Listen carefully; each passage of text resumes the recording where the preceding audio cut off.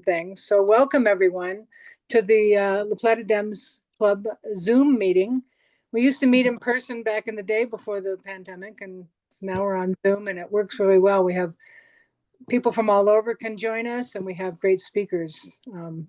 Almost every month we have it, but not every month. So today is a candidate forum for the 6 people running for election for this Durango School Board.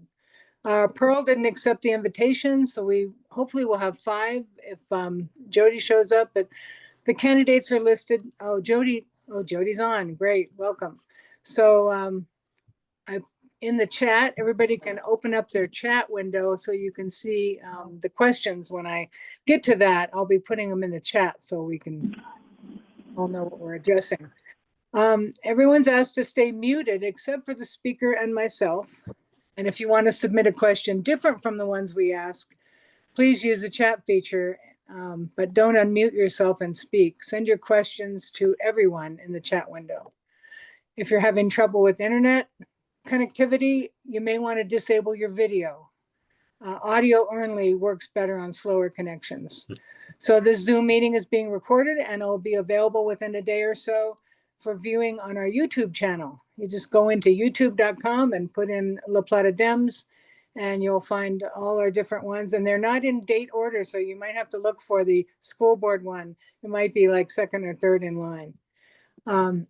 If you want a larger video of the person speaking, in your little box where your name is, your top right corner, you can click on the upper 3 dots and choose speaker mode. So, as I said, I put the candidates in the chat.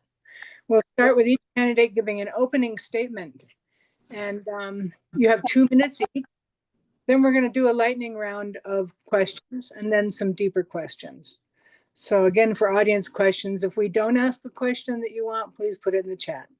I'm going to randomize the order each candidate is called on each time. It's chaotic, but I have a chart here.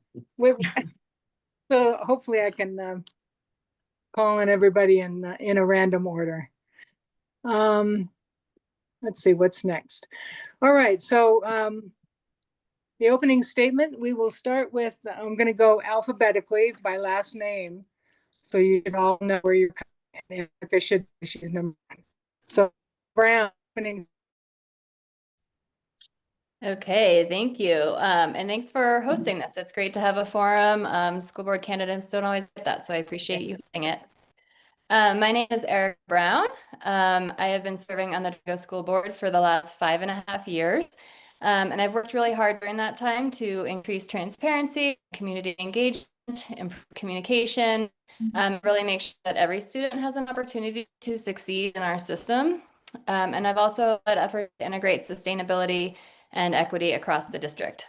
And it's really exciting because we're seeing the results from the work we've been doing over the last several years. Our student achievement is up, opportunity gaps are narrowing between our student groups, teacher satisfaction is up, student satisfaction is up, and I really just want to continue the work to keep the district on this trajectory. So I hope the voters give me a chance to do that.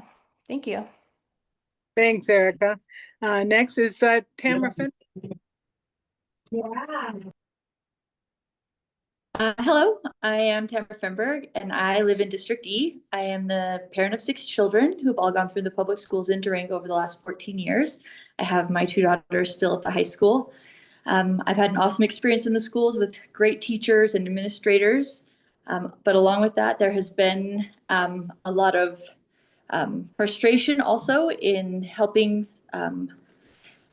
my kids and their unique opportunities to find ways to have a flexible curriculum that allowed them to have their individual needs met. And so my motivation running for the school board comes from a desire to be a liaison and advocate for parents and families within the district. I feel like there's a lot going on in the district that's not translating well down to the individual students. A lot of parents are feeling pushed out and worn out by their ability to get the individual needs of their child met. There's a strong culture of us versus them instead of a team effort, and a feeling that there's a lack of flexibility with the curriculum. And so as a candidate, my desire is to come to the school board and support parents and teachers and administration to come together for a greater team effort. I guess there's just realizing that there's a long list of people trying to get into Mountain Middle School, that there's a large constituency trying to bring in a charter school. It just brings to mind that we need to recognize that something is not working. And I believe our public schools can and should be the best choice in Durango. And I'm running for school board because I'm committed to the success of our schools. And I want to be a voice for collaboration between parents and the district and for shared accountability for the academic success of our children. Thanks. All right, thank you, Tamra.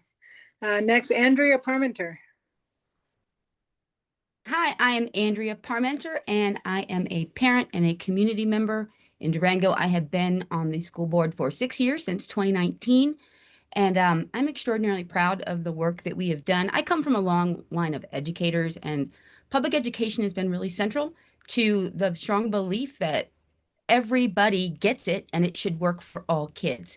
And so on this school board, the work that we've been doing over my tenure with the current board members is to promote that work and make sure that every kid's needs are met. We've done that first by hiring a world-class superintendent that helped us create a skills and competency roadmap called Portrait of a Graduate that we built with our community and parent involvement. And we have woven that into our fabric and already are seeing improved student outcomes, satisfaction, as Director Brown mentioned, across the board. Also really proud of spearheading our student board member program. We now have 5. We had 1 when I started. It has been nationally recognized. It serves as a model of the state to give these kids agency. They are the leaders of tomorrow, and let them know that their voice counts, that it matters, and that we listen to it because all of our decisions impact them. Where I want to go with this in the future, if reelected, is to really work on funding. We don't have enough. We're in a crisis. We need to support our community. We're the 2nd largest employer in the county. That's very important and critical. Also, to continue elevating the student voice and to ensure educational equity, which means meeting every student where they are, however they come to us, bringing them up to speed with a growth model that is appropriate for them as they meet all of the challenges that are being thrown at them every day. I'm incredibly proud to work with the group of people I've been working with and serving this community with everybody's interests in mind. And I would appreciate your vote. I'm really happy, and thank you for organizing this. I can't tell you how much it means to see that public education is recognized by our community, to everybody listening today, and I look forward to more questions. Thanks. Perfect. Rick Petersen, you're next. Okay. Well, thanks for putting this on. I appreciate it very much. I appreciate the opportunity to speak directly to the voters and answer some questions that may be on their mind. I'd like to thank everybody else who's chosen to participate today, because I believe it's incredibly important for our voters to have a clear and detailed understanding of the positions and the beliefs held by the candidates they're considering. I've spent the last 4 years as the treasurer on the Durango 9R school board. I'm running for re-election because I want to continue the sound, reasoned leadership, the support of students, and the support of our community and our families that I've been doing for the last 4 years. I find this work is occasionally very, very challenging, but it's always extremely rewarding and fulfilling. Probably my biggest goal in a second term, if elected, is to continue advocating for increased funding from the state. Not many folks are aware that we are well below the average nationally for per pupil funding, and that is difficult for me to accept given that Colorado is such a prosperous state. We do not have adequate funding to be able to pay our teachers a living wage within Durango. We do, on a positive note, have some new employee housing opportunities coming up, which was brought about by the bond, and we appreciate the community very much for supporting that. We recognize that housing is one of the greatest costs here in Durango. But if reelected, I want to keep working for the families, the community, our students, and our staff, supporting all of them and trying to build the best school experience and the best school district in the state. Thanks so much. Thanks, Rick. Next, Jody. 2 minutes. Good afternoon. I'm Jody Trampp. I grew up in the Four Corners and made Durango my home in '97. As a home builder, I've seen Durango grow and I've seen Durango struggle. As a parent, I feel a responsibility to our community and to contribute to my child's education. That's why I served on the board of directors for Head Start. And since, it had been my intention to move up to the school district. Let's come together with community and families to make partnerships that promote trust. Let's work together to ensure that every student is supported with every resource available. Thank you. All righty. We're going to start the lightning round of questions. I'm going to take them. Let's see. I'll put the first 5 in the chat if it'll take them. Oh. Hold on a second. So these are yes or no questions. Yeah, if you can open the chat, Jody, it'll be easier. I mean, I'm going to read them, so you will hear them. I've got it. Thank you. Okay. So the first, you'll have it. You can say yes or no, just period, or you can get up to one sentence to clarify your answer. The first one, let me get the right document here. Hold on. Oh, God. Bear with me. Okay, just a second here. Let me get the right thing so I can keep going back and forth and putting things in the chat. Sorry. Anyway, you can all look at these first few. There we go. And here is the Zoom. All right. And we're going to start with Jody, because you were the last, you're the first one this time. So the first one is school finance and budget. Declining enrollment and state funding shortfalls are putting financial pressure on the district. Do you support exploring new local revenue sources such as mill levy overrides or bonds to maintain educational quality? And I'll just go from the next one to the next one. Yes. All right. Rick Petersen. Yes, I absolutely do. I would like to clarify, though, that there are state limits on how much we can leverage for bonds, and there are state limits on how many mill levies overrides we can have, and we are currently pretty much maxed out. Well, okay, so that question, should we keep asking that question or should I knock it off? I mean, seriously, because we have a couple of more people, you know, venues for your school board candidates to speak. And if they ask that, we want to know. Andrea, do you have that? I say yes, and I echo what Director Petersen said, but those are the only 2 things you had listed. I would always be open to looking for other local sources, and I don't know what form they may come in, but we've got to be a little out of the box. But in terms of those 2 examples you have listed, we're pretty maxed. All right. Tamra, how would you answer that? I guess just in suit with what's been said, understanding that we need greater creativity and streamlining our current spending and making sure that we're prioritizing our expenditures. All righty. And Erika Brown. Yes, and same thing. I think we're maxed out on mill levy overrides. I don't know as though we're maxed out on bonds, but having passed bonds 4 years apart right now, I don't think it makes sense to pursue another one in the near future. But I agree there could be some collaborative partnerships with private industry, or also I think advocating at the state legislature is super important. Okay, well, we'll see if anyone else is going to use that question in the other venues. So we'll fix that. So the next one that should be quicker: teacher recruitment, retention, compensation, and diversification, all in one question. Shortages and turnover remain a statewide challenge, and Durango's had its own contract struggles. Do you support increasing teacher compensation to make Durango competitive with other Colorado districts? We'll go to Andrea first. 100%. Yeah. And we're going to get creative to do it and push the legislature. Yes. Erika? You're muted. No, you're Sorry, rookie move. I would say yes. I think we've been already really aggressive. About 87% of our budget goes to staff and salaries right now, and we've been warned that we can't really exceed that and be financially responsible. I'm proud of the increases we've been able to do, and I'm always going to push to get our staff more money, but we're pretty limited in what we can do with that right now. all righty. And next would be Rick. Yes, I absolutely support increasing compensation. Durango is very competitive with similar districts such as mountain town communities, Aspen, Steamboat, Summit County. But yes, we do need to get creative because anything we do needs to be sustainable in the long run. All right. And Tamra.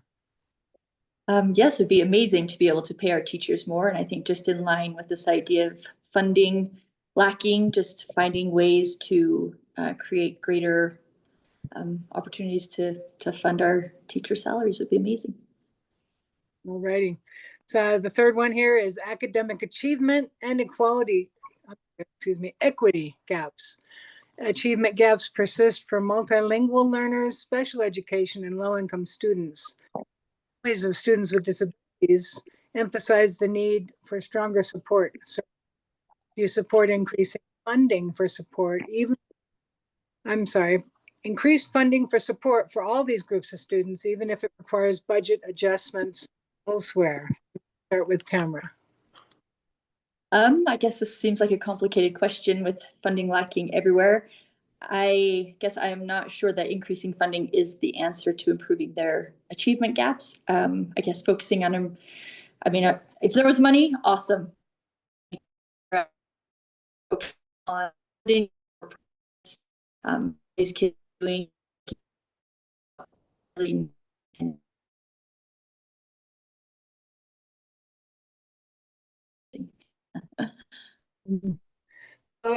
Rick, next. Let's keep it short. There's a lightning round. More. Yes, I support increased funding if our administration and our professionals who are educating the students show that there is a good investment there to improve outcomes. Okay, and next would be Jody.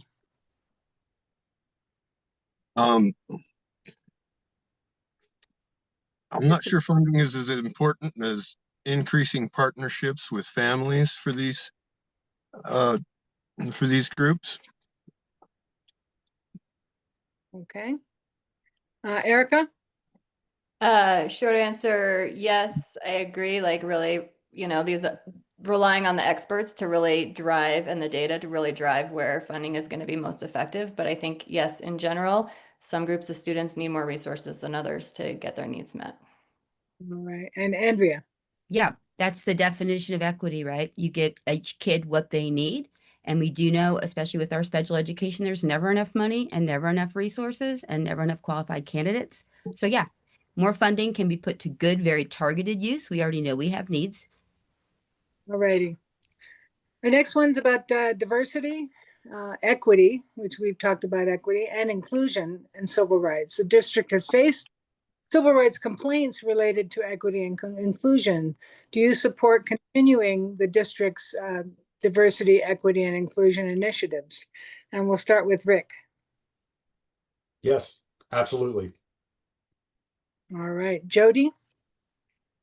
This is a hot button issue, and I think we need to get better answers from the public.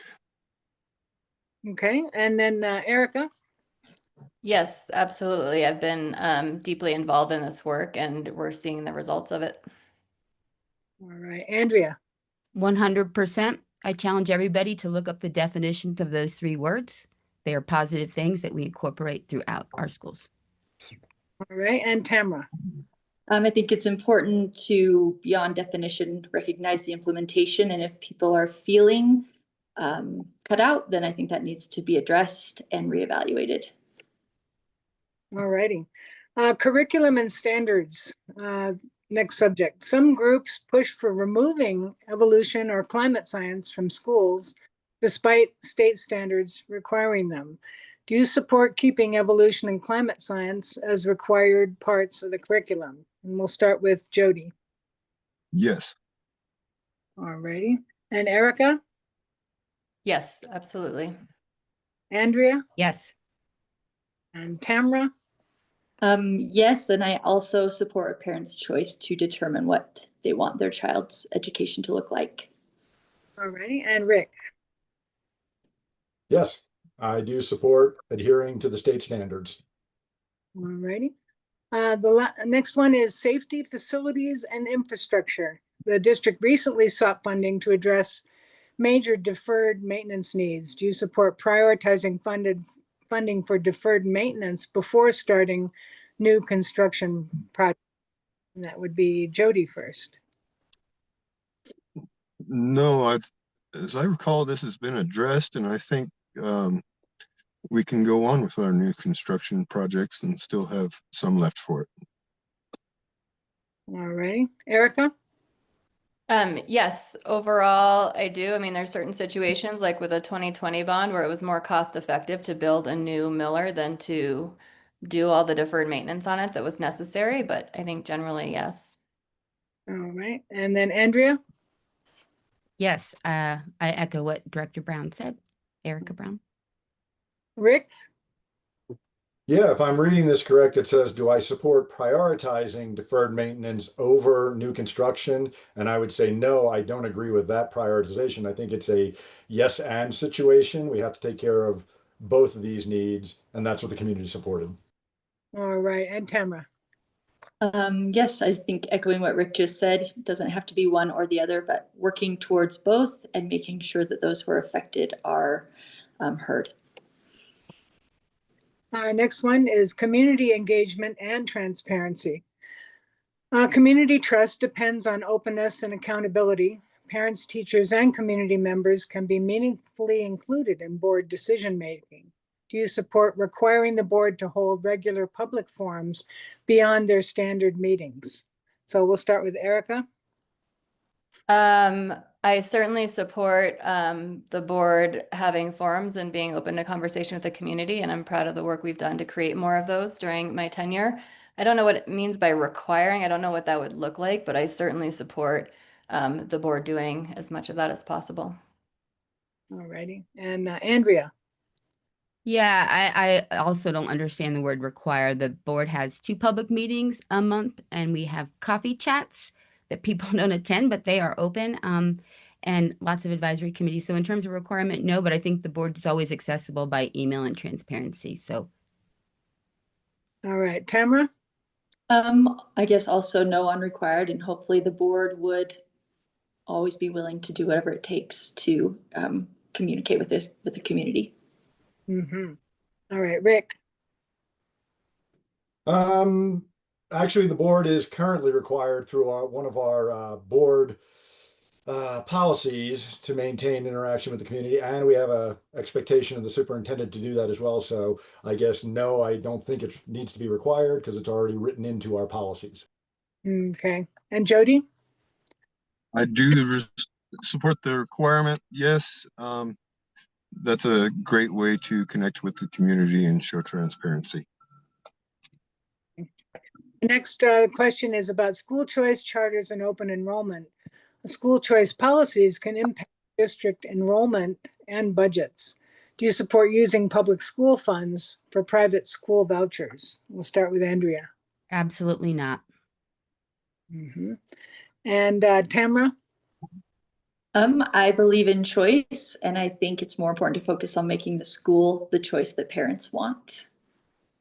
Okay. And next, where's my list? Rick? No, I do not support using public funds for private school vouchers. Okay. Jody? I'm going to have to abstain on this one. I really have not researched how that works. Okay. And Erika? Absolutely not. I just also want to parse apart that I do believe in school choice, but I do not believe in public money going to private schools. Okay. All right, health, nutrition, and student welfare. Programs like Healthy School Meals for All face funding uncertainties. Do you support continuing universal free school meals if state funding allows? And we start with Tamra. Sorry, I'm gonna have to read that really quick. Oh, Let's see. Where'd it go? I can't. Could you maybe restate it? I can't find it in the. go all the way down to the bottom of the chat, and it's the third question in that block after school choice. Okay. Yes, of course. If the state funding allows and there's money for that, then I think free lunches are awesome for these students. Rick Petersen. Yes, if properly funded, I absolutely support it. Science tells us and research tells us that students with full bellies learn better. Yeah. Erika? Yes, absolutely. I know there's 2 initiatives on the ballot this year to shore up the funding for this, and I do support those. I think it's really, really important. Kids aren't going to learn unless they're fed and feeling healthy. All right. Jody? I do support continuing through the state. I don't think that the district should have to catch up if it falls short. Okay. And Andrea? Yeah, I support it. The district has always carried a balance, even when we were doing USDA lunch programs. The funding, it's never fully funded. It always partially comes out of our budget. This has been the same. What Erika said, the two initiatives on the ballot will help if they pass, the burden not rely so much come to the school. So that would be the state input. So yes, of course, we want our kids to be fed. All righty. Next question is restroom and facilities access. The district long-range planning committee is designing future facility upgrades. Should the future 50-year plan specifically dedicate a budget for gender neutral facilities in all new construction and renovations? And we start with Rick. Yes, I believe we should dedicate money to that. There are actually state statutes and requirements for providing gender neutral bathrooms and allowing students to use the bathroom that they identify with gender wise. All right. And Jody? If that is the state statute, we should follow the law.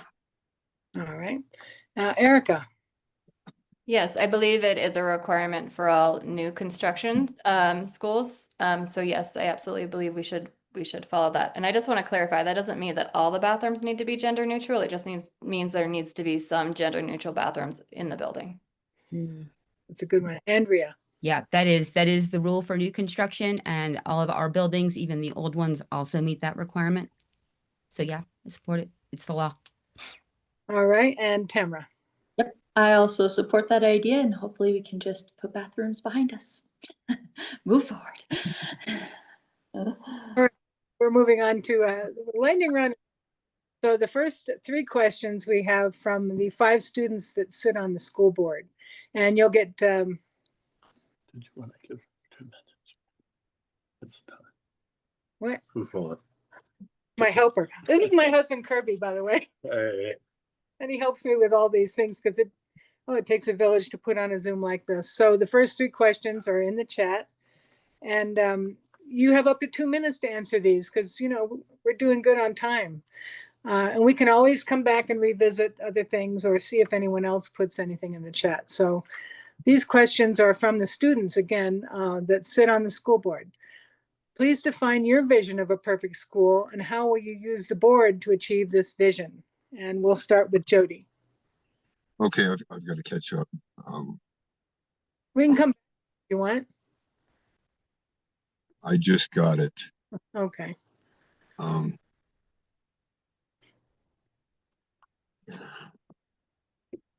Okay, I define our vision of perfect school with strong commitments to family and community.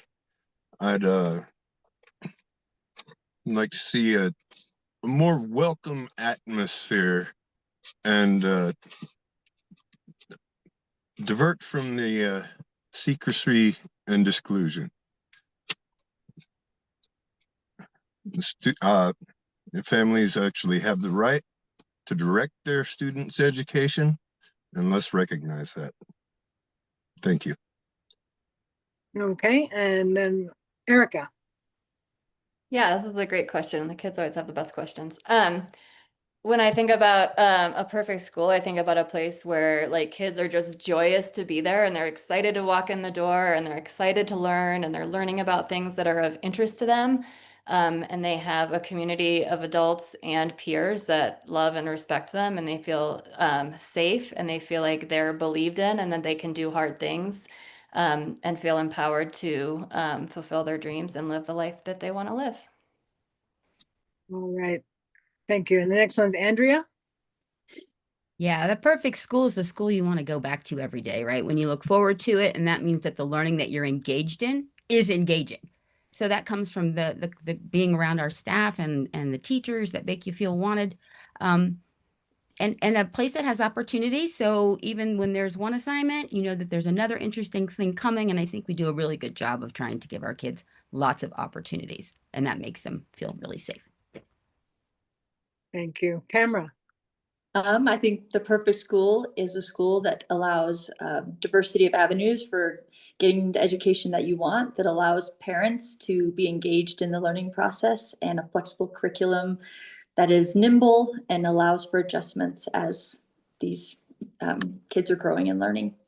So just really providing an opportunity for them to engage in things like CTE, vocational, maybe both, leave on your way to college with a technical skill, just really providing a lot of substantial educational pathways that result in opportunities when they launch into adulthood. Excellent. All right. And then Rick. Yeah, my vision of a perfect school would be a fully funded school where educators and support staff can make a living wage and take that amount of stress out of their life because it does have an effect on their performance at school, unfortunately. I believe every student would have all the resources each of them need for whatever their particular sets of needs are. I believe the perfect school would be a safe, inclusive place, something that embraces research-driven, teaching trends as far as spaces and as far as furniture, focusing in on skills for the future, collaboration, personal advocacy. These are all part of the perfect school. And also just as has been said, someplace that students, teachers, staff, and parents look forward to being at and being a part of every single day.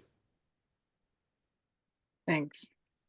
And the next question is, what is one decision a school board's made in the past that you disagree with, and how would you handle that differently?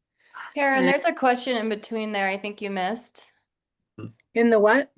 There was a second question. You just went from the first to the third question, I think. There's Did a I- how will you ensure every student, regardless of background, identity, feel comfortable? You can continue to read that. Oh. Thank you. So the question is, how will you ensure that every student, regardless of background or identity, feel comfortable, safe, and included in Durango schools? All right. And Erika, you're number one on the random list. Oh, fantastic.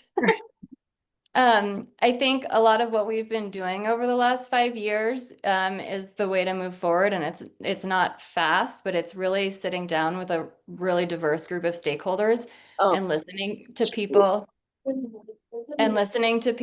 and what their experience has been and what the barriers are for them. And then working together to collaborate to find solutions that can overcome those barriers and make sure people feel safe and welcome. And there's a whole host of ways we've done that through our Inclusive Excellence group, and it's been really powerful and impactful. All right. Next is Andrea. Yeah, the Inclusive Excellence group has been addressing this and looking for all sorts of things. But to add on to that, students and faculty and staff all need to feel like they belong. And we're a very diverse community. So that means two things: celebrating our diversities, recognizing them as strengths, and giving teachers and our staff professional development so that they can understand and be culturally responsive, because we do have 32 tribes represented in our district. We've got 40% of our students on free and reduced lunch. So a big range of socioeconomic backgrounds and race. And so when we make everybody feel comfortable by recognizing them for who they are because they do belong in a public school, then we are constantly building that and moving on the right track. All righty. Tamra, you're next. Me? Okay. I think, well, I know that resilience is a big part of that, and working with each individual student to feel empowered to achieve a feeling of safety. While we do need to work on a safe environment, I think working on each student's capacity to see themselves for who they really are and empowering them from the inside to take responsibility for their ability to overcome hard things. Despite external forces is also critical. We can work all day long to like create a safe environment, but there's always going to be people who don't feel that from our policies and procedures. And so really focusing on the students to empower them to take that initiative and to see their value inherently despite what's going on around them. And also bringing families into that, especially if we're talking about first generation students or maybe lower income families who don't have those resources, helping them find their worth inherent within who they are, not based off of external forces, is crucial to their long-term success because they won't live in DHS forever.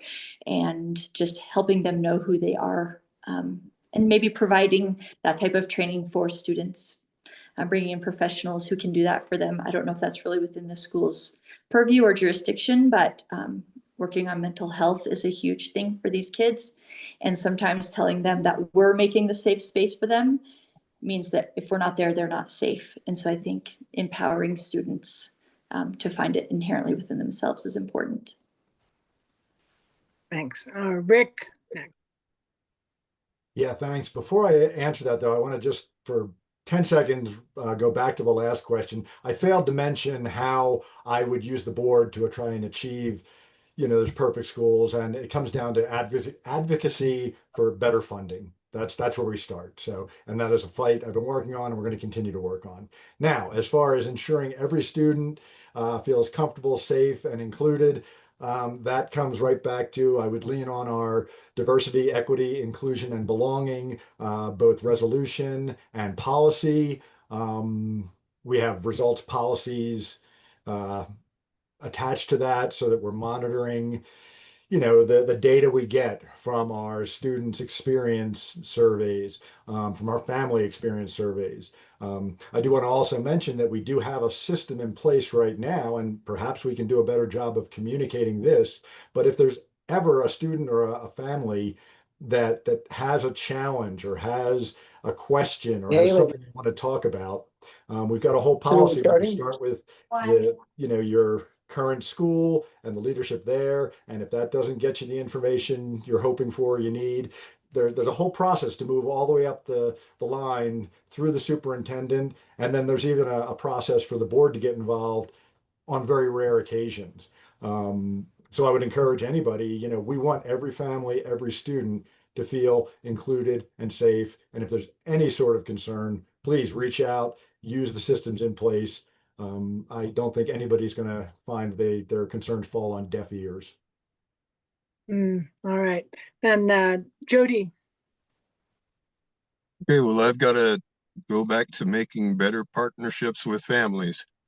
When families struggle with the schools in even deciding children's curriculum to the CDE finding 2021-543 when the staff failed to provide an interpreter when they changed the IEP.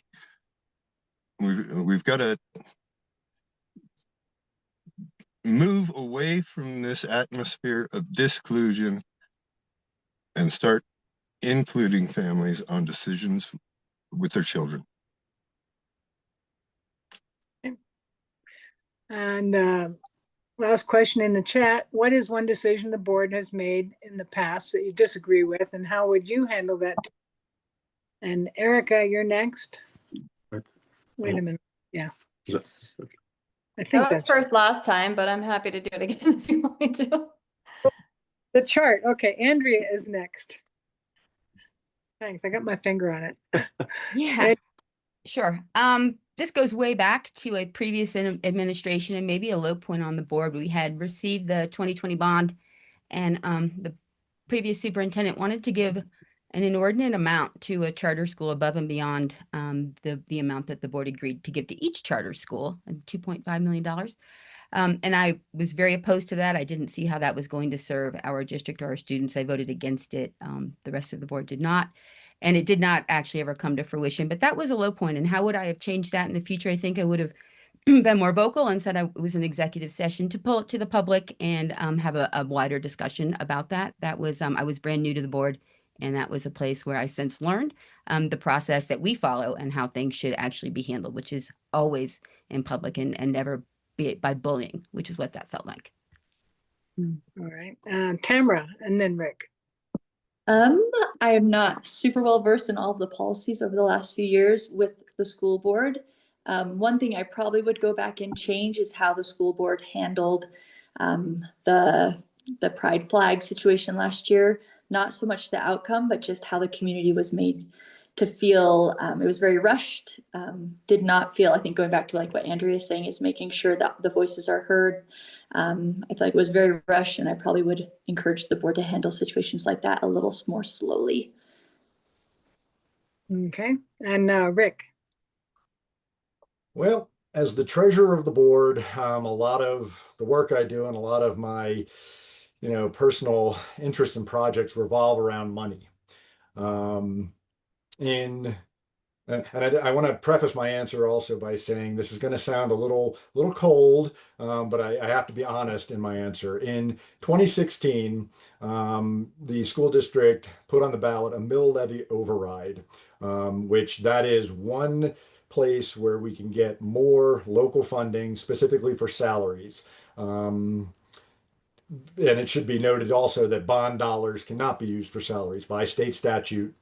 Um, and in that bond, the board, who I think were just doing the right thing at the time based on the information they had, and they decided to share part of that mill levy override with our independent charter schools that are chartered through the Colorado Charter School Institute.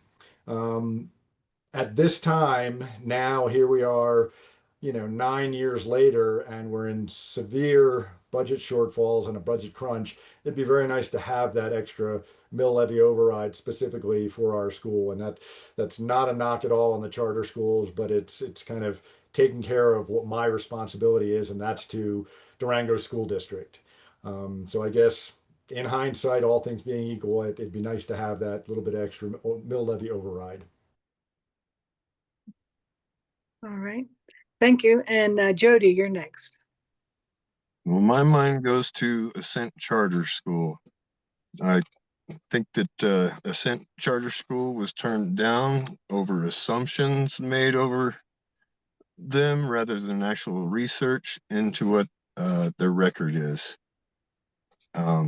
They also put expectations of the Ascent Charter School to change their policies in order to be accepted, and that didn't come through.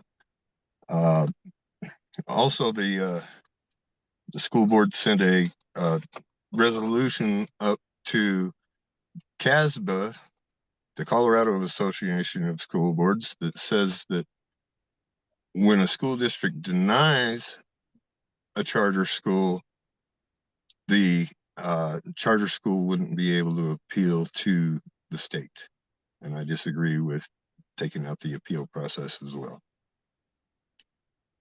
Ready? And last is Erika.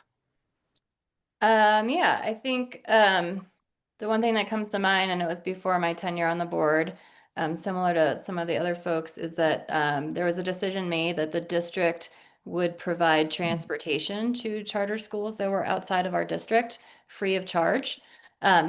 And while again, I support school choice, I don't support using dollars that are allocated to our students in our district to supplement that for other schools. I think they should have transportation for sure, and we do provide transportation now. but we just charge the cost of that transportation. So we're not making a profit off of it. We're just passing along the costs, and that seems a lot more equitable to me. So I think I would have created more of a policy along those lines. All right, thanks. And we have two last questions. We had a group working on these, so that's how we came up with all the other questions too. So decision-making, as a school board member, you're elected to represent a diverse secular public school system.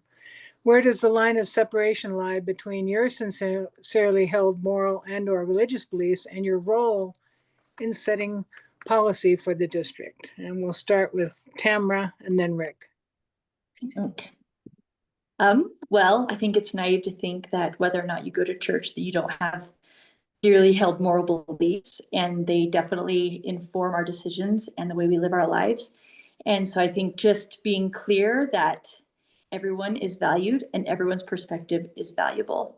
And as much as I love my perspective, I have to value that other people love their perspective and think it's important. And so coming in, I think that's why this is a nonpartisan race. This is not about bringing in politics. We are here to represent the community. And I think just giving someone the same compassion that I desire for myself makes it a lot easier to treat each other equally. And values, we all have different values, or we share some of the same values, but just giving everyone equal respect for where they stand and giving them the opportunity to share those feelings and be willing to compromise and collaborate when there are differences. And I think that's what leads to great policies, is hearing everyone's voice. And if we don't, then we don't have unity, and we suffer, the kids suffer when there's not unity. So just really being respectful that everyone's point of view matters and not shutting those people down just because they're different. All right, and now Rick and then Jody. Yeah, thanks. I would like to clear up what might be a misconception that was brought forward about the Ascent Charter School. This board spent hundreds of hours researching that school, and they were denied because of discrepancies and things that were missing from their application and things that we require as a school district. There was over 100 of them. It's all part of the public record. We had a group of community members thoroughly research their application and their record. Yeah, so it was not an ideology thing for them being denied. It was that they were lacking in their charter school application, and the things they put in there didn't jibe with our district and our community's values. Now, having said that, the line of separation between my personal values and other folks as far as setting policy, it's always important for a board member to be able to step back and listen to all sides of every discussion. And then hopefully they are able to put their own biases or perhaps their political leanings or even their religious beliefs aside and look at it objectively and try and figure out what is going to be the best for the maximum number of families and students in this community. Obviously, you can't please all the people all the time, but we do the very best we can to make sure that the best outcomes are happening for the students and the families.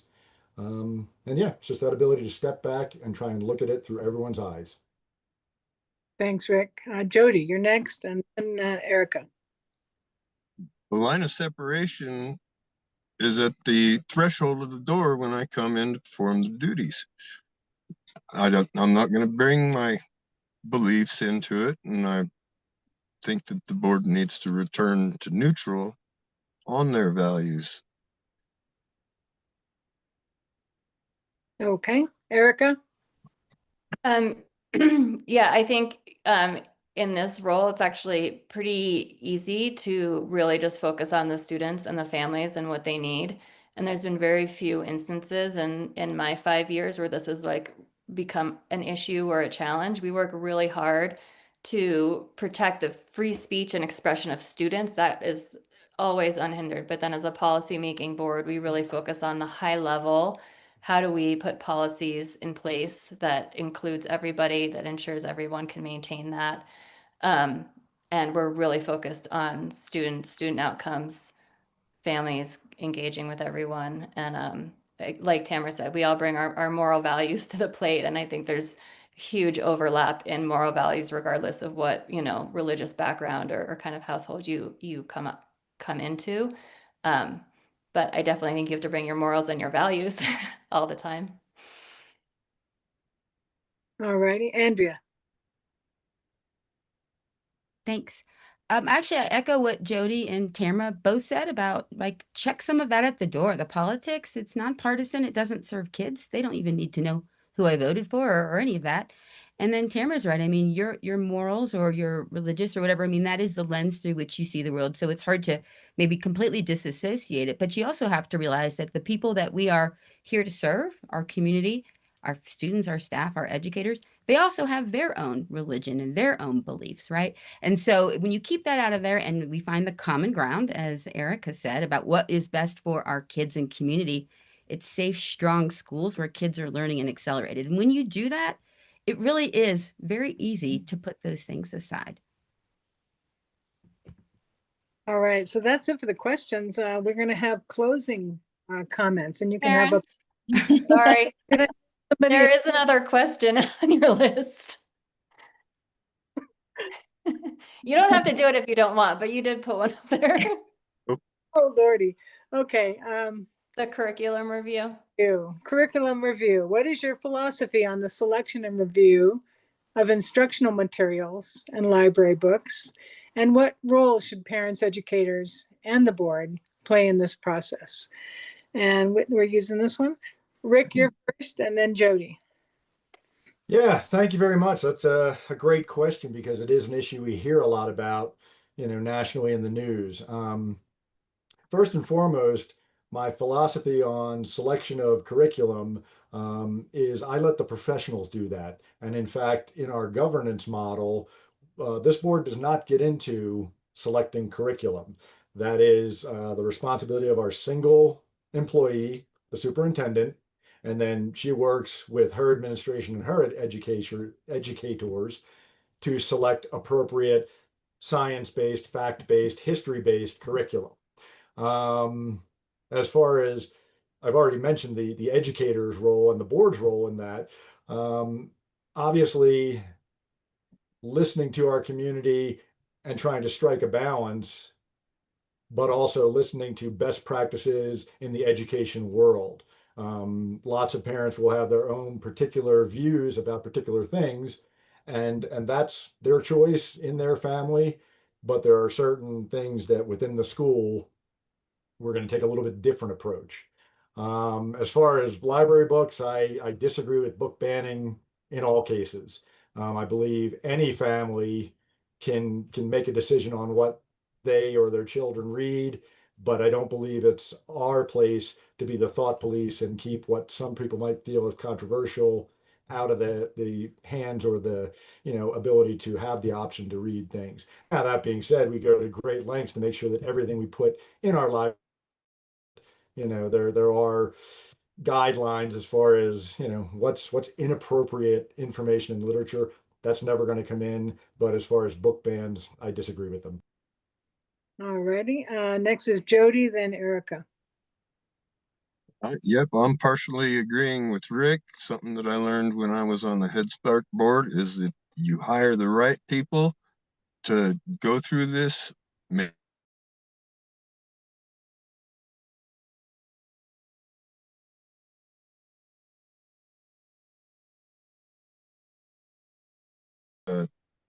By the sounds of it, Rick, I think they could have a better opportunity to be able to review some summaries and submit comments and be a part of that process.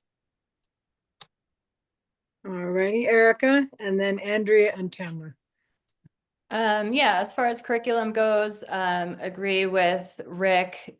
We used to not have a very robust process for this. In the last 4 years since Dr. Chesser started, we do now have a really rigorous process by which the experts and the users of the curriculum and choose those. And so they do bring together a diverse group of educators, parents. I think students might even be on the committee to really review and test out curriculums, and those are the experts, and as a board we defer to them. also 100% opposed to book banning. We do have a process to review complaints if folks have complaints about specific materials. Rarely used, but we do have a really robust process to honor that. And then families can always opt out of material that they don't want their students to read, books especially if that's an issue, and that's always an option that I support. All right, thanks. Andrea? Yeah, I think most of it's been said. I'm against book bans 100%. I mean, at any level. At the same time, I mean, not all these books are going to wind up in an elementary or a high school library at all. I mean, any books and materials that we have come from part of our curriculum, which follows the standards. And as we've discussed, we have Dr. Lori Ross back, who's in charge of our curriculum, and all the curriculum that is being used has been vetted by a team. And so it is not just one person mandating their view of what a curriculum should look like. It's been done, and several have been tested out with different programs. There is by law, a process by which to follow. If there's a complaint, parents can opt out if they have something a kid doesn't want to read, which has been said. But above all, this is not the board's lane. The way that we govern, we have the superintendent who makes those decisions. This is really not a place that the board would be weighing in at all. Okay, and Tamra? I think this would be a great opportunity for, above, I guess, recognizing this is out of the board's hands, but encouraging this opportunity for parents and school teachers to come together and really build trust. This becomes, I think, more of an issue when you get into the language arts and things like that, not so much as math, but when a teacher can choose the book that your child's reading and maybe go down. There's been times where I've opted my kids out of the books because I feel like they're too advanced or too mature for what my child is prepared for. And I've had that opportunity, so I appreciate that. But I do think it would be an incredible opportunity for teachers and parents to come together and really build on common ground instead of feeling at odds with each other. Alrighty. We have closing statements coming up. But there's a question in the chat from Kelly. For various reasons, Colorado state budget falls short this year. So if there are no new funds directed to schools as incumbents or newly elected board members, what areas of existing spending could be reprioritized to trim the local 9R budget and still provide for student academic needs? And then she also has a question. What do you think is the reason behind truancy rate in 9R and what's disengaging students? So I can go ahead and ask you individually. Jody, you'd be next in the random. Okay, once again, you want to put funding through the right people to kind of know what they're doing. We do have a funding committee, and I'd like to sit in and kind of let them show me around. We could probably come up with some ideas together. And there's several reasons behind the truancy absence rate in Durango. There's parents are pulling their children from the atmosphere of secrecy and disclusion, with not being worked with, from finding out their kids are in secret therapy sessions, to CDE finding 2023-545, where an IEP team held a meeting without a parent, and it was not fully explained to the parent that they had changed the IEP until 4 months later. Okay, and next would be Erika. Yeah, sorry. So I think to me, this is more a question about process. This is a question about the budget, right? Mm-hmm. To me, it's more a question about process. Like, I and the board shouldn't single-handedly decide where budget cuts come from. We're not in the classrooms. We're not there. And so what's been done so far is we've cut 10% from each department, and each school budget's being cut 5% because we know we have some budget cuts we need to make. And then what we're doing is putting together a budget committee that's full of parents and staff and students and experts and everyone who's involved in the district to really take a fine-tooth comb over our whole budget and review what we're spending money on and make recommendations. And I think that's the best way forward to do that, is to really dig into it with a variety of perspectives and ideas and come up with some options. We don't have a lot of meat to cut right now. We're a very lean operation, and like I said before, 87% of our budget goes to staff. So we just need to get all the ideas out there, and I support cutting things that are going to be as far away from students as possible. Andrea. Yeah, Kelly, it's the $2 million question. We've been advised that we need to cut $2 million from our budget over the next year, and we have cut everything that we can that doesn't directly impact our staff and students in a negative way, which is why we do have a community-wide effort to look over and say, what can we do, while we are also working very hard to increase the funding. The money has to come from external at this point. Cutting from within, we're limited. We do not want to, I want to protect our personnel. They are what make our schools go. And so what would I prioritize? I'm going to look to our community and our parents and everybody together to help us, because we have been grappling this, and it's bigger than the 5 of us. This is something that we all need to collectively look at. And we are looking at. Yeah. Tamra? And then Rick. I guess just to build on what's already been said, just understanding what are our priorities, what is the least significant things that we're spending money on. Doesn't sound like much. And then just really getting creative in inviting the community to backfill on some of those losses. And I think as we come together as a community and we build greater trust, I think we can find those people in the community who want to reach out and support the schools in ways that are lacking because of a lack of funding. Okay, and Rick? Yeah, no, this is another great question, because obviously the budget, the federal dollars coming to education, these are all, very pertinent issues right now.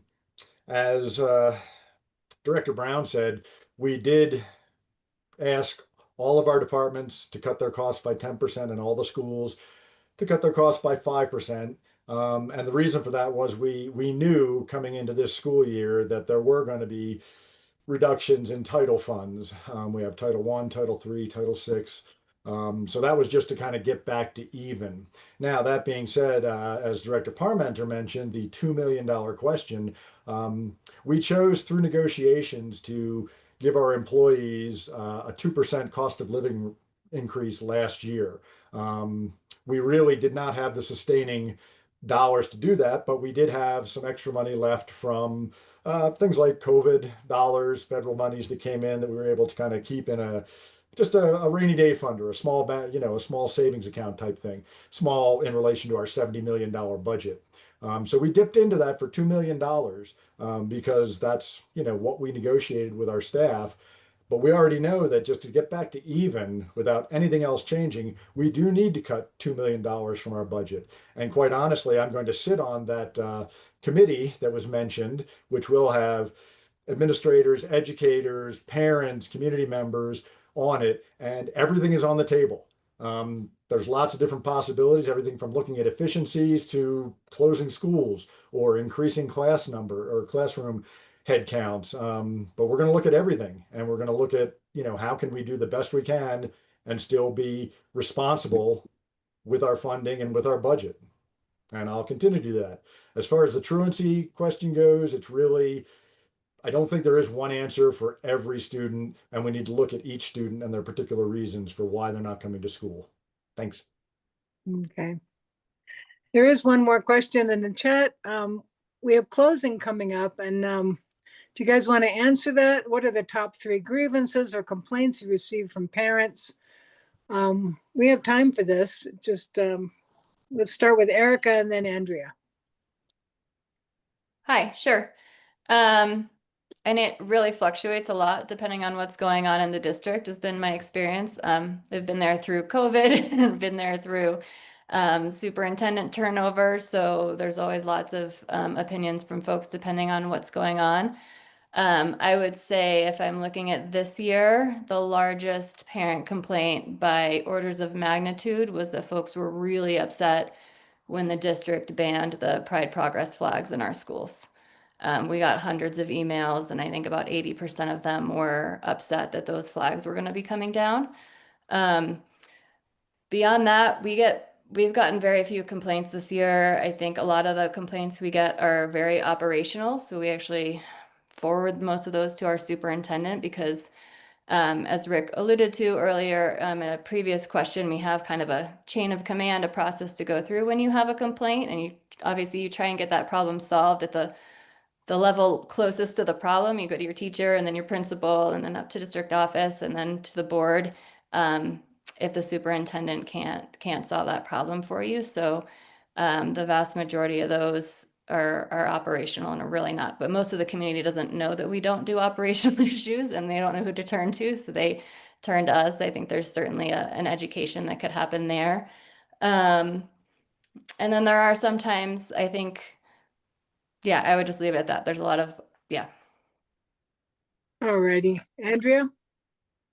Yeah, I would echo that certainly about the flags. That was an overwhelming response from the community to do what we ultimately wound up doing.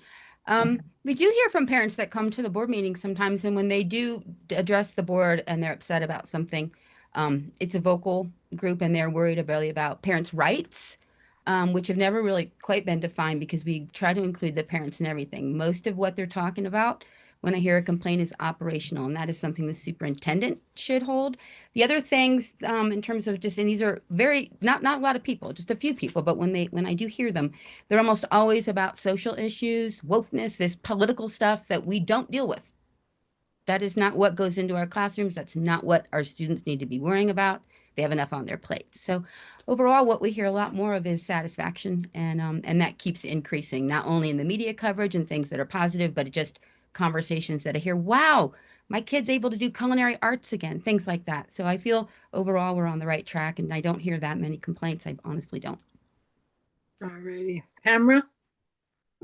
I guess since stepping up to run for school board, I hear the main complaint I hear is that people don't feel heard, that they're unable to get the help that they need for their individual child. And again, that's probably more operational, but that's a lot of frustration in the community, is feeling unheard and wanting, I guess, going back to this idea of a more flexibility at the school level so that the schools can act, I guess, according to the individual needs of the child. And maybe that goes back to DEI, and maybe it's just not translating well down.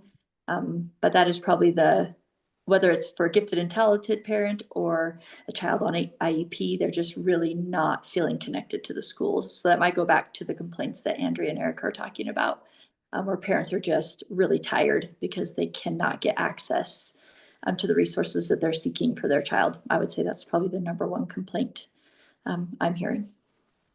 Alrighty, Rick? Yeah, difficult to come up with top three. I do want to touch on the just the situation that did happen around our resolution regarding the Pride Progress flag and the Black Lives Matter flags. And I think it's important to clarify that our resolution and our policy gives teachers the opportunity to put up these supportive, symbols, but it's not a requirement. We heard from a lot of students, advocates, employees, parents, and what we want to do is give teachers the opportunity to create safe spaces when kids need it. So that's important to know, is that it's not a requirement. This is not a policy where everybody has to, think the same way or do the same things. But we felt this was important, and we felt it was in line with our curriculum and our policies in our diversity, equity, and inclusion and belonging policy, and in everything we do, the mindset and the mission and the way that we operate this school district. And we believe that the majority of the community supports that. Other than that, very often, as has been previously said, it will be a particular issue to a family. And it's very important to bring those things forward. But I know to a person, if the process has not been followed and the superintendent isn't aware of this, she always responds directly to that family and gets involved because we want to make sure. We don't want it to get to a point where a parent feels like they need to come and speak to the board about whatever their specific situation is. We want it to go through first their school, then the next administrative step, and the superintendent. And if necessary, the board will get involved. But typically, we have a group of people that are very caring, and will take care of this. 2 minutes. All right. Barney, you asked a question about state testing as compared to previous standards, but we're going to move on to closing statements. And if any type anything in the chat, I mean, they've covered this. There's going to be another one of these forums, October 12th in person at the VFW. So we're going to start with closing statements, and then I'll put some announcements in the chat. And we'll start with Andrea, then Tamra, Rick, Jody, and finish with Erika on the closing statements. So that's 2 each. Andrea. First of all, thank you for the opportunity. Thank you for the community members who've turned out to listen and make up your mind as you go into this pretty important election. The direction of this election, or the outcome, will determine the direction of our schools for years to come. And we have momentum in a really positive direction on our side, as evidenced by community support, the overwhelming support for the last 2 bonds that we put forward, which tells me we're on the right track. We have increasing satisfaction with our families, our teachers, and our staff. And I am absolutely not only enthralled, but passionate about this work, particularly with working with our young student leaders and hearing their voices, which has helped make us better as a board. I will continue, lead the charge in trying to fight for more funding, because that is really the most critical thing that is facing us. And I hope that you will vote for me on November 4th. Mail in your ballots. Thanks for listening. All right. Next. Thank me ahead. next. All right. Thanks for hosting this forum today. I was pretty nervous about coming, but it's been amazing. And I feel like in closing, it is crucial to the success of our schools that we allow for diversity of perspectives on the board, that we welcome the input of parents and the community, especially if it differs from our own. We need the collaborative efforts of all involved parties. We need the trust and support of our community, who are the ones we ask to fund our schools. Teachers and administrators are our boots on the ground, working tirelessly to educate our children. And as parents, it is our responsibility to stay committed to the process and to unite with our teachers. The accountability for our student success is a shared responsibility, and I'm stepping up to run for the board, not because I am the adversary to my opponent, but because I bring my own unique life experience, perspective, and skill set. I've traversed the Durango School District with 6 very different children over the last 14 years. And that lived experience has given me insight to the demands upon the schools to meet each student where they are at. It has given me compassion for the kids and families who do not fit the mold and are struggling to connect with the right person to get the help they need. Just last night, I met a mother who is in her first year at the high school, and she is already on the verge of pulling her student out to homeschool because of her frustrations. And so while there's a lot of great things happening at the district, there's also a lot of parents who are struggling to feel that in their everyday lives. And I think we can make our schools the best choice for the people of Durango. And instead of just looking at reports and statistics, we need to see the human beings having real life experiences within those numbers. And I feel very strongly about taking the time to listen and to hear where people are at. And I do support the Durango schools in their efforts to bring families and parents on board and to become united in our efforts to bring the Durango schools into the future. So thank you. Thank you. Rick, you're next. Yeah, thanks for the opportunity. I appreciate the club putting this together. As I mentioned, it's incredibly important for people to really know the feelings, the views, the experience, the qualifications of the candidates they're considering. A lot has been spoken about parents' involvement and partnerships with parents. And in my own opinion, I believe we've got many opportunities, and perhaps that message isn't getting to every parent, but in every school, there's a school accountability committee, a SAC. One member from each of those serves on the DAC, the District Accountability and Advisory Committee. There's also the Inclusive Excellence and many other opportunities for parents to be involved, but it does take a little bit of effort to reach out and find these opportunities. And if all else fails, talk to your school leadership, talk to your principal, talk to, you know, the people who are closest to your child. There are many, many opportunities. And I don't think the narrative of the school district being deaf to those parents' input, I think that's completely inaccurate. I also would like to say, assuming it's acceptable to the moderators, I would love to put my email in the chat. So if anybody has a further question of me, I'm happy to answer it. And also want to remind everybody in the community that you can always reach your school board by dropping an email to schoolboard@durangoschools.org. That is an address that goes to every school board member, and we always read everyone that comes through. We want to hear what our community thinks, what they need, and we want to be responsive to that, because that is our number one responsibility, is giving students equitable opportunities to live the best lives they can and prepare them for their future. Thanks very much. Excellent. You can put both those things, the main school board, put that in the chat, and yours personally. Thank you. Thanks. And next is Jody. All right. Well, so you've already heard me say it several times, is that I want to change this air of disclusion into inclusion. I've heard that the schools can increase their transparency. I look forward to looking into making this happen. And then it seems everybody else has addressed the flag thing except for myself. So here's my little take on it. I attended school board meetings and watched throughout that whole process. And what I saw was people making comments and chatting that the kids need to be able to express themselves however they want. And I agree with that. It wasn't really communicated to the community that that policy that was coming out was for staff. And I think the school board really acted on that with that misinformation out there. They didn't try to correct the how people saw it. And so let's come together with community and families to make partnerships that promote trust.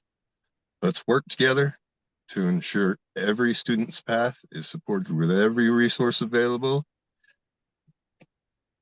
Let's let the parents know and the families know that they are welcome to participate and make the decisions in their child's education.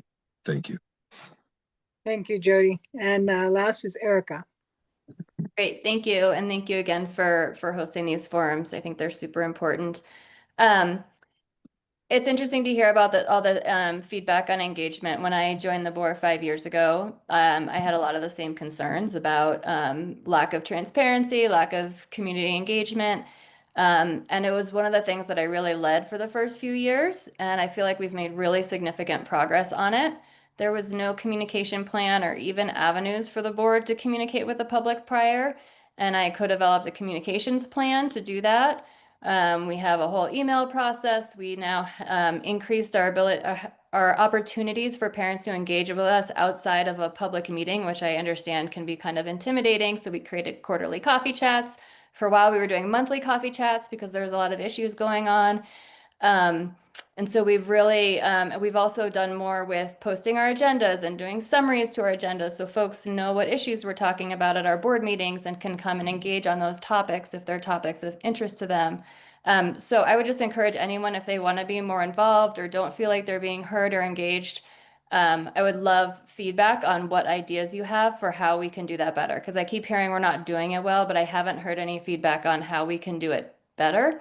So I would love to hear that if you do. And we've also held forums when issues have come up on masking and whatnot. We've held whole separate forums for the community to hear from them. So I just want to say, I think we've made it, not much time, a ton of progress. We, like I said earlier, test scores are up, teacher satisfaction is up. We have 14 career and technical pathways at the high school now. We're doing a ton of concurrent enrollment. There's after school opportunities for kids because really engaging them in what they're interested in is so important. And I just think the trajectory of the district is so positive right now. And I'm really excited and hopeful that the voters elected me to continue doing that work, to continue the district on this trajectory. Perfect time. Thank you all so much for your input, and this has been great. I've put a bunch of announcements in the chat. The League of Women Voters is having a thing on the 4th, and we have the library. And then on the 12th is the VFW at 3:30 p.m. League of Women Voters is going to have another school board candidate forum. And then we have a food drive coming up in November. I just want people to put that on their calendars. So you can copy that if you want and put it on your computer or whatever you're watching with. Let's give a big virtual round of applause to all the candidates and our audience for their participation. And I would urge everyone to don't the October 12th one that's in person. And I think I'm going to give some feedback to the league about cleaning up those couple questions, because you said some things are outside the purview. So we need to, clean up our questions for the next one. I'm sure they're working on it too. So, but thank you all so much. This will be on our YouTube channel, which you go into youtube.com and then put in La Plata Dems or La Plata Democrats. It's one of those. And you'll see all these different videos. So if it's not the first one, look in there and see which one, maybe the second or third one will be this school board forum. So thank you all very, very much for coming.